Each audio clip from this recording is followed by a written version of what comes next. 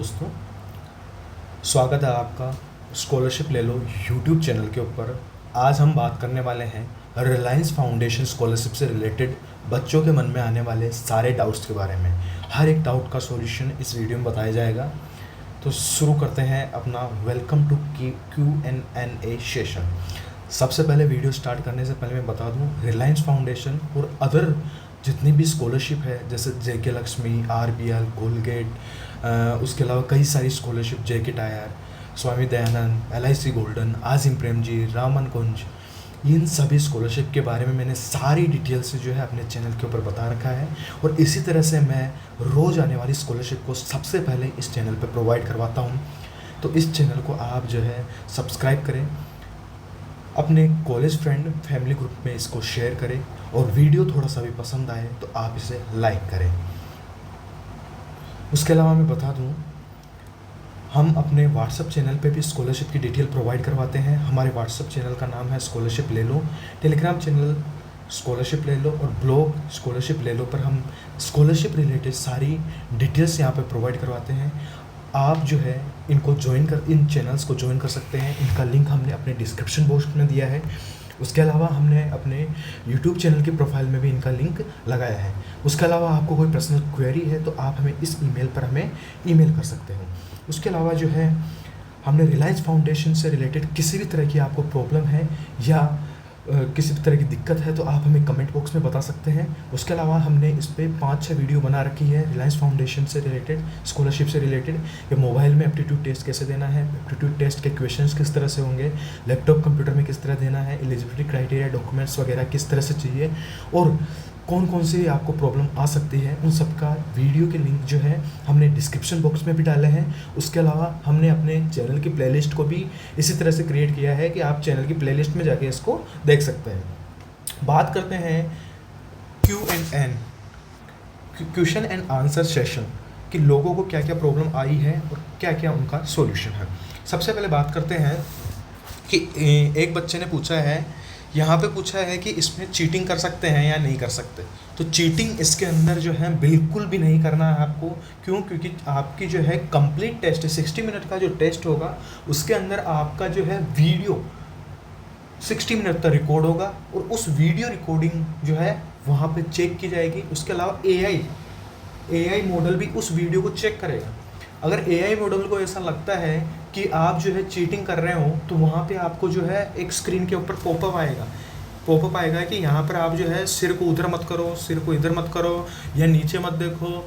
अगर आप उसको AI को लगता है कि आप चीटिंग कर रहे हो तो वो ऐसा पॉपअप आएगा।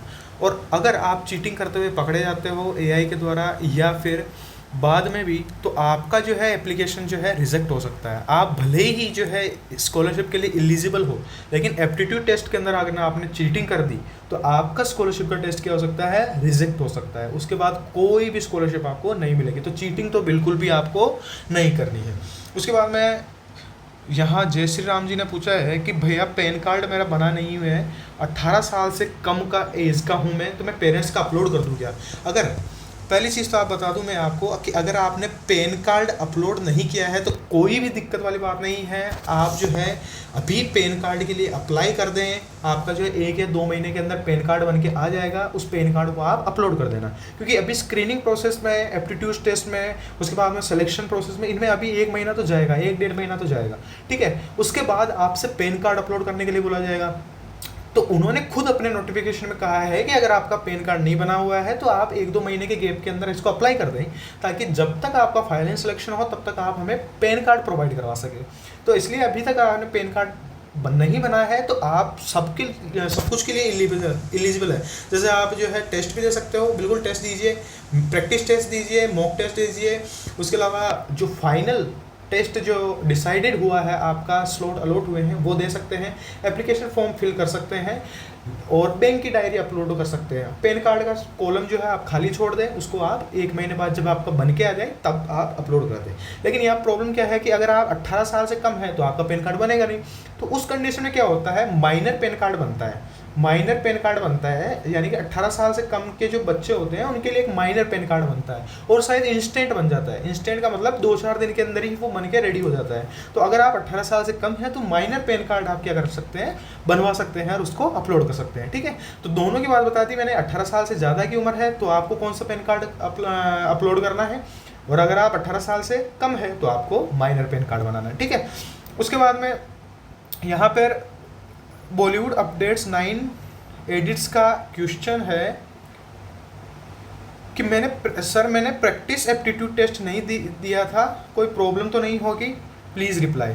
देखिए, प्रैक्टिस टेस्ट जो था वो आपकी प्रैक्टिस के लिए बनाया गया था कि आप मेन एग्ज़ाम देने से पहले आप प्रैक्टिस कर सके उससे, ताकि आपको उस एग्ज़ाम में पता लग सके कि आपको कौन कौन सी दिक्कत आ सकती है, किस तरह से मेरे को टेस्ट देना है, किस तरह से मेरे को लैंग्वेज सेलेक्ट करनी है, किस तरह से मेरे को आंसर टिक करने हैं, किस तरह से मेरे को क्वेश्चन पे जंप करना है, पहले क्वेश्चन से 5th क्वेश्चन पे किस तरह से जाना है, चीटिंग और उसमें वीडियो कॉन्फ्रेंसिंग किस तरह से होगी, ऑडियो कॉन्फ्रेंसिंग किस तरह से होगी, और जो है एक दो चीज़ें और आपको पता लग जाए कि मुझे वास्तव में उस मेन टेस्ट का जो है माहौल किस तरह का होगा वो आपको पता लग जाए, ठीक है। तो वो जानने के लिए जो है आपको क्या किया था वहाँ पे प्रैक्टिस टेस्ट दिलवाया गया था, ठीक है।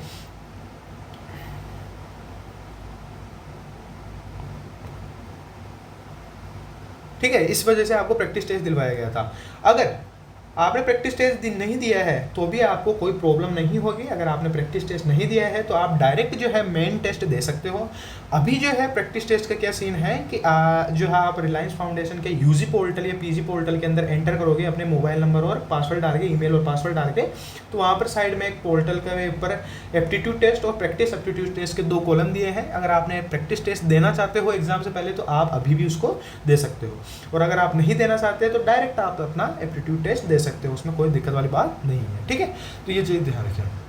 उसके बाद में कुछ बच्चों ने जो है रिलायंस फाउंडेशन का फॉर्म भरा था, तो उनका कुछ डाउट था कॉमन कि सेकेंड ईयर वाले भी इस रिलायंस फाउंडेशन कोर्स का फॉर्म भर सकते हैं। तो नहीं, सेकेंड ईयर वाले अभी नहीं भर सकते, केवल फर्स्ट ईयर वाले ही इसके लिए क्या होंगे, एलिजिबल होंगे। पैन कार्ड नहीं है तो क्या करें, मैंने बता दिया है कि आप जो है अप्लाई कर दें। अभी 18 साल से कम है तो आप माइनर पैन कार्ड बनवा लें। लॉगिन नहीं हो रहा है तो आपको क्या करना है, अगर आपका पासवर्ड इनकरेक्ट बता रहा है कि मेरा पासवर्ड जो है इनकरेक्ट है या पासवर्ड इनकरेक्ट बता रहा है, तो आपको क्या करना है, सिंपली फॉरगेट पासवर्ड पर क्लिक कर देना।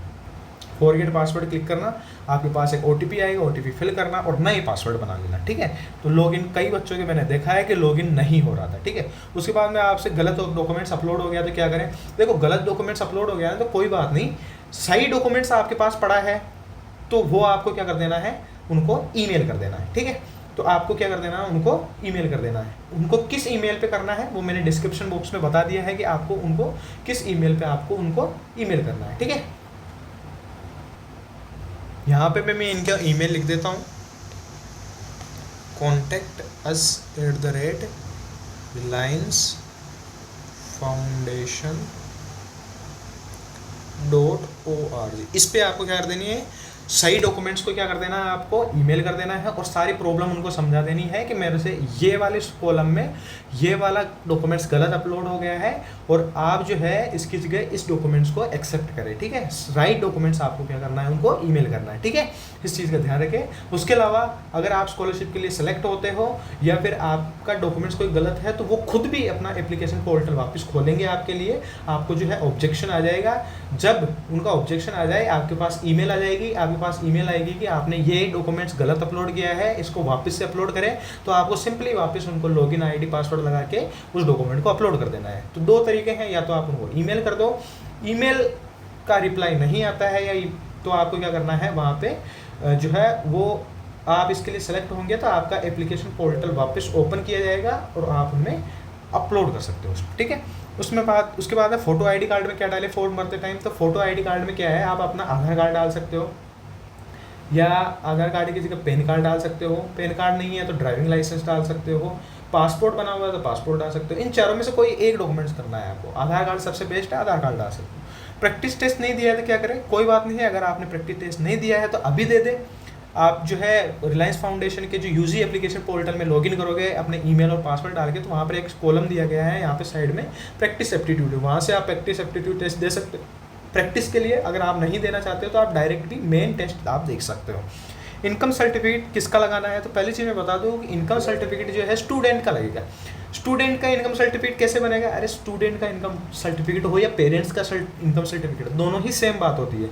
क्योंकि आप अभी जॉब नहीं करते हो, अभी आप स्टूडेंट हो, अभी आप पढ़ाई कर रहे हो, तो आपका इनकम सर्टिफिकेट ही आपके फादर का इनकम सर्टिफिकेट हो जाता है। क्योंकि अभी तो आप कमा नहीं रहे ना, तो आपको अपने फादर का इनकम सर्टिफिकेट अपलोड करना है, उसी को आपका खुद का स्टूडेंट का इनकम सर्टिफिकेट भी बोलेंगे, ठीक है। तो स्टूडेंट का करो या पेरेंट्स का करो, कोई दिक्कत नहीं है, उसको स्टूडेंट का ही पेरेंट्स का होता है अगर आप जॉब नहीं कर रहे हो तो।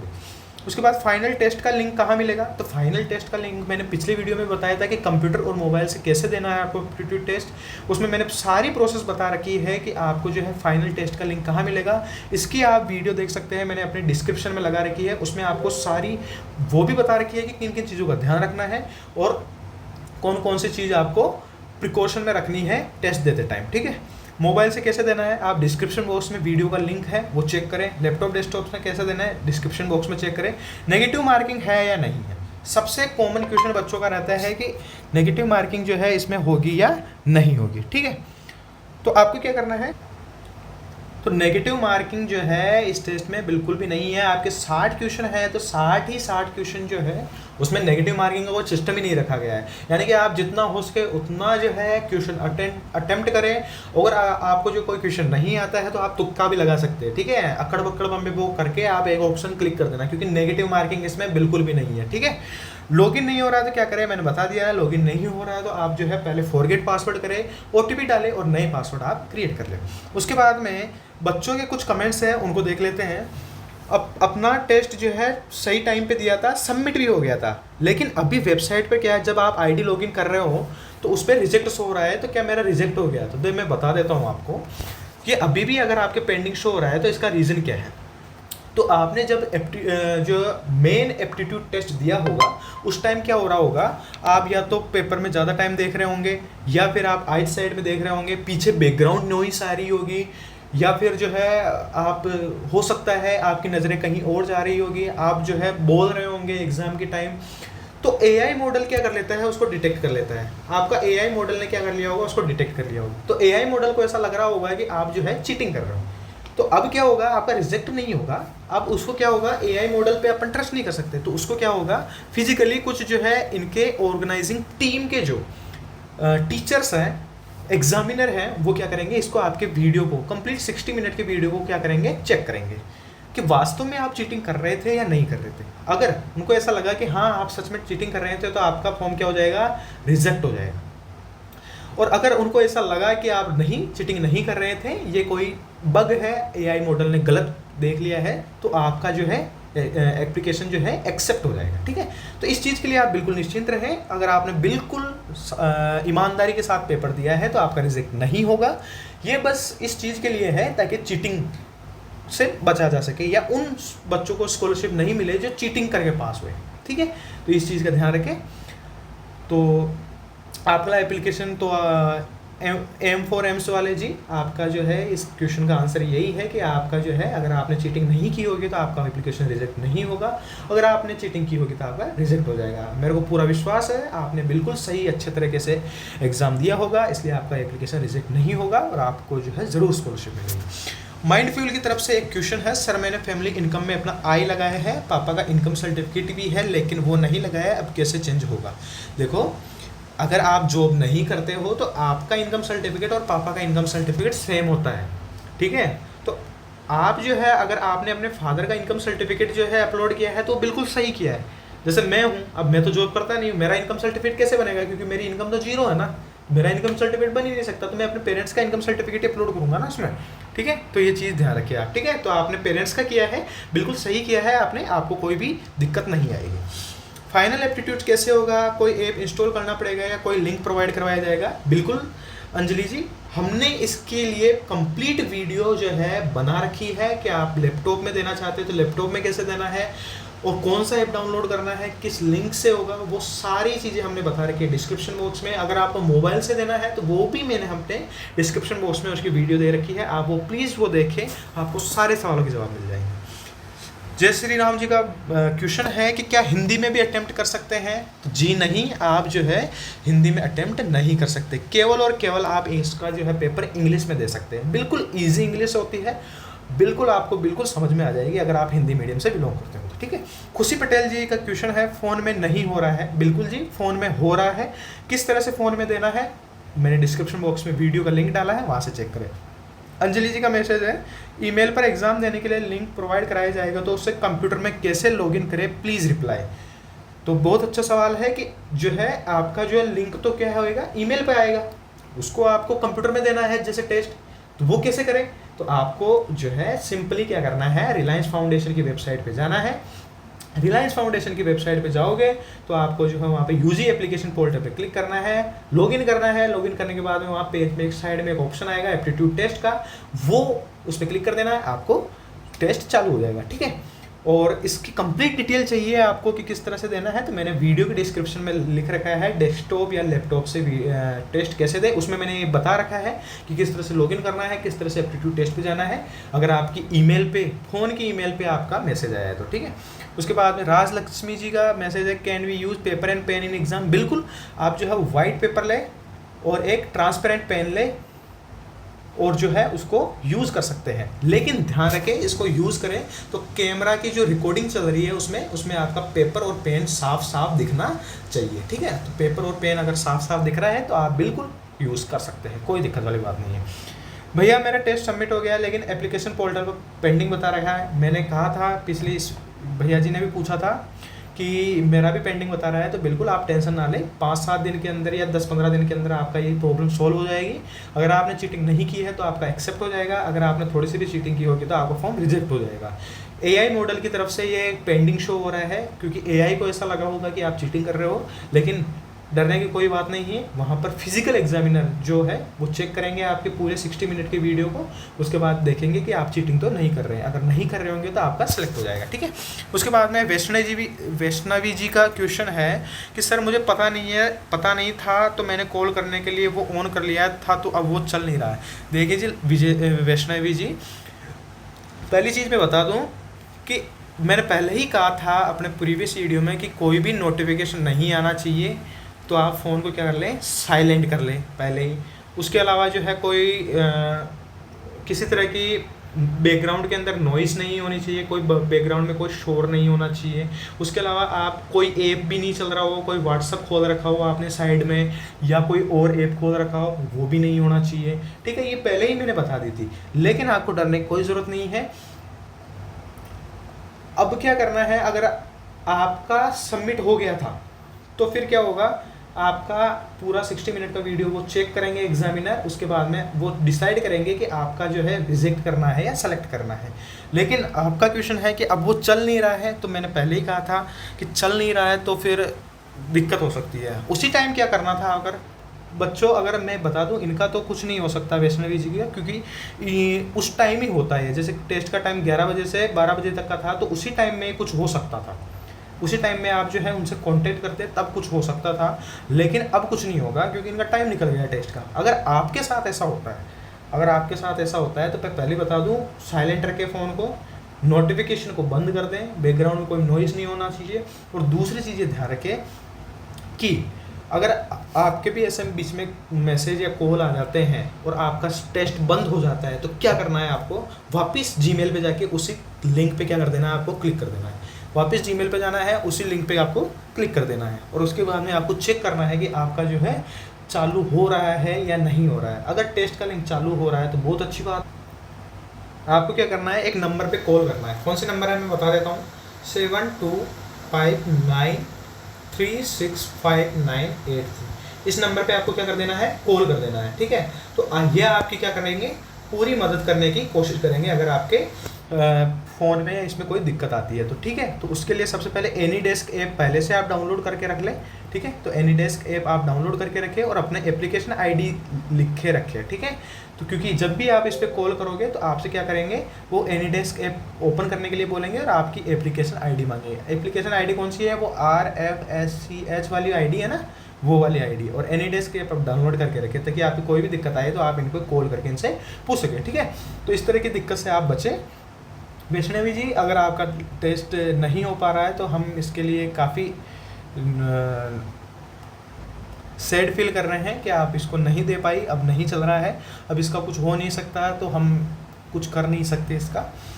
धनुश्री जी ने क्वेश्चन पूछा है, I have not shown the ID proof by attending aptitude test. देखो ये कह रहे हैं कि मैंने कोई भी ID कार्ड दिखाया ही नहीं उनको, मेरे को पता ही नहीं था। तो आपको दिखाना नहीं होता, अगर वो स्क्रीन पे लिखा हुआ आए, स्क्रीन के ऊपर लिखा हुआ है कि show your ID card, show your ID card, तब आपको दिखाना है अपना आधार कार्ड या पैन कार्ड, जो भी ID कार्ड आपके पास पड़ा हो वो दिखाना है।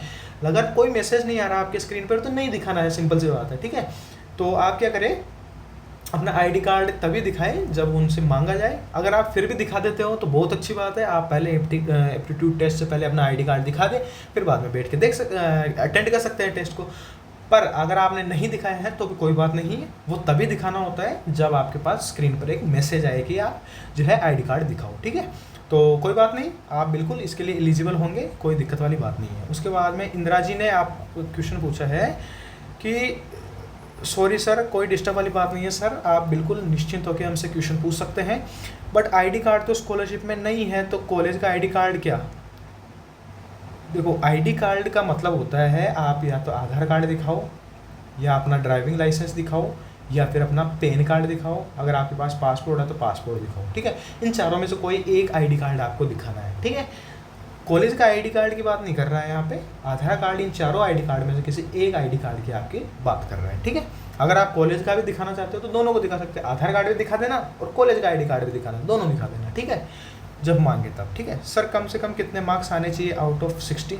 देखो मार्क्स पे डिपेंड नहीं है ये टेस्ट, आपकी इकोनॉमिकल कंडीशन क्या है, आपकी जो है मार्क्स कितने आए प्रीवियस ईयर में, उसके अलावा आपके एप्टीट्यूड टेस्ट में कितने मार्क्स आए, तो वो सारी चीज़ों को आपको कंसिडर किया जाएगा, उसके बाद आपको स्कॉलरशिप दी जाएगी। केवल एक एप्टीट्यूड टेस्ट के मार्क्स से ही डिसाइडेड नहीं होता है, हो सकता है आपके एप्टीट्यूड टेस्ट में 40 मार्क्स ही आए, लेकिन आपके प्रीवियस ईयर में मार्क्स ज़्यादा थे, आपकी इकोनॉमिकल कंडीशन बहुत ही वीक है, तो आपको स्कॉलरशिप मिल जाए। हो सकता है आपके जो है 60 में से 55 मार्क्स क्वेश्चन सही थे, पर आपकी इकोनॉमिकल कंडीशन बिल्कुल सही है, तो आपको स्कॉलरशिप नहीं मिले। तो ऐसा केवल एप्टीट्यूड टेस्ट के मार्क्स से ही सारा डिसाइडेड नहीं है, ठीक है, इस चीज़ का ध्यान रखें। नारू जी ने क्वेश्चन पूछा है, रिलायंस फाउंडेशन ऐप में रोल नंबर क्या डालना है। देखिए रोल नंबर आपको कोई भी डालने की ज़रूरत नहीं है, जैसे ही ऐप डाउनलोड हो जाए आपको वापस अपनी ईमेल पे जाना है, और ईमेल पे जाके आपको क्लिक हेयर पर आपको क्लिक कर देना है। जैसे ही आप क्लिक हेयर पर क्लिक करोगे आपका टेस्ट चालू हो जाएगा, ठीक है। तो आप जो है रिलायंस फाउंडेशन का ऐप डाउनलोड करने के बाद में रोल नंबर को कुछ नहीं डालना है, आपको सिंपली एग्जिट हो जाना है, ऐप बंद कर देना है, उसके बाद वापस आपको ईमेल पे जाना है और क्लिक हेयर पे क्लिक करना है।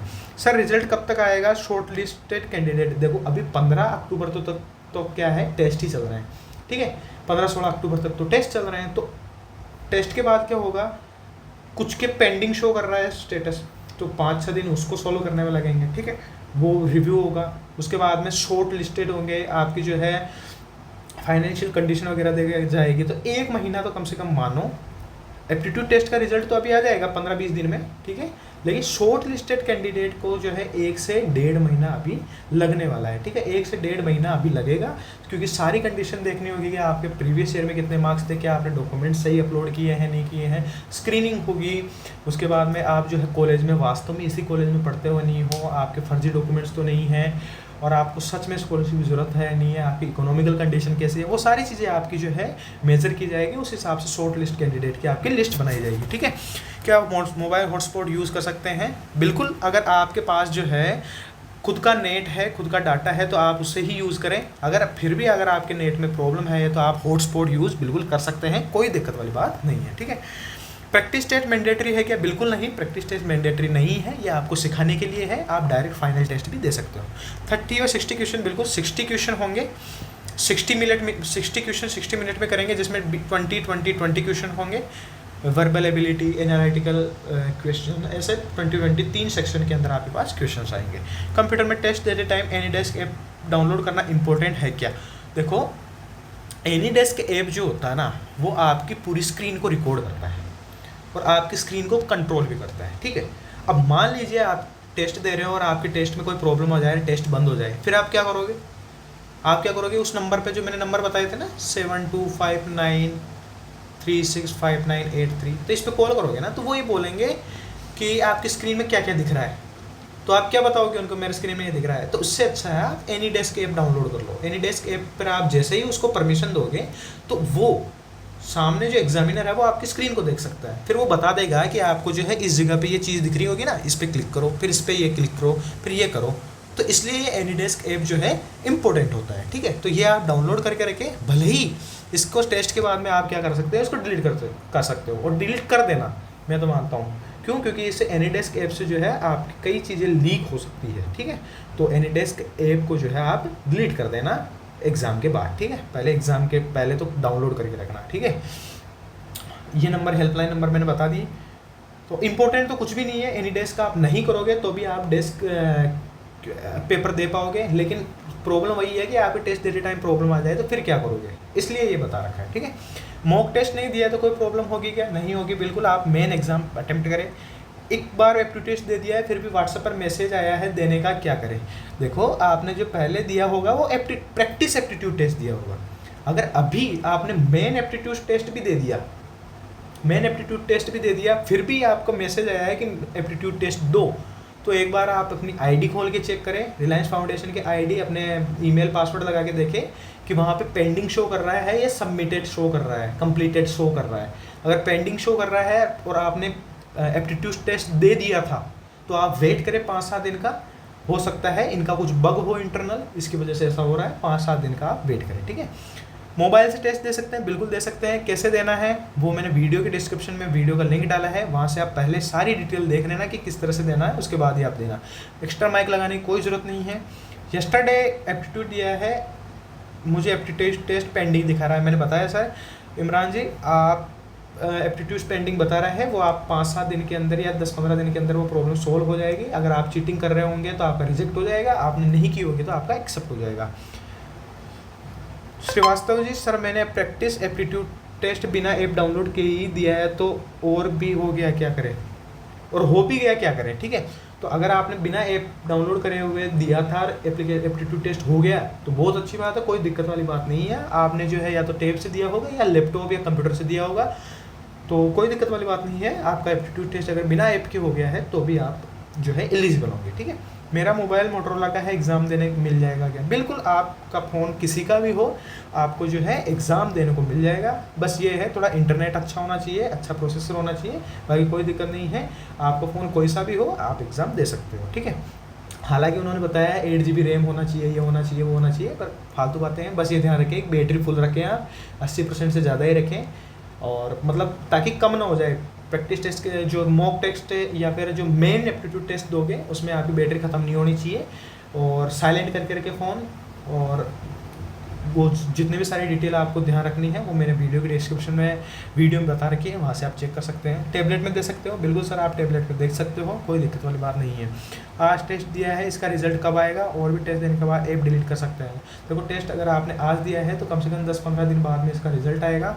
अभी क्योंकि स्क्रीनिंग चलेगी, चेक किया जाएगा किसने चीटिंग की है, किसी ने की है, तो 10-15 दिन तो कम से कम मानो आप। और ऐप अब टेस्ट देने के बाद ऐप बिल्कुल आप डिलीट कर सकते हो, आप डिलीट कर देना इसको, ठीक है। तो ये कुछ कॉमन क्वेश्चन थे बच्चों के जो हमने इसमें डिस्कस किए। अगर आपका और भी कोई क्वेश्चन है तो आप हमें कमेंट बॉक्स में बता सकते हैं, हम उसको 1 घंटे के अंदर रिप्लाई देंगे। आप हमारी पुरानी वीडियो के जितने भी हैं उसके कमेंट सेक्शन को जाके चेक कर सकते हो। हमने विदिन 1 या 1.5 आवर के अंदर हमने बच्चों को उनकी प्रॉब्लम्स का जवाब दिया है, ठीक है। तो आप हमें जो है सब्सक्राइब करें हमारे चैनल को, क्योंकि हम इसी तरह की जो है वीडियो आपके लिए लाते रहते हैं। क्या क्या क्वेश्चन होते हैं बच्चों, वो हमें अपने कमेंट बॉक्स में बता सकते हो। अपने कॉलेज फ्रेंड या फैमिली ग्रुप के साथ इसको शेयर करें और हमें ज़्यादा से ज़्यादा सपोर्ट करें। आपका एक सब्सक्राइब जो है हमें काफ़ी मोटिवेशन देता है, ठीक है। तो आप हमें सब्सक्राइब करें, हम इसी तरह से आपके लिए वीडियो लाते रहेंगे। Thank you so much.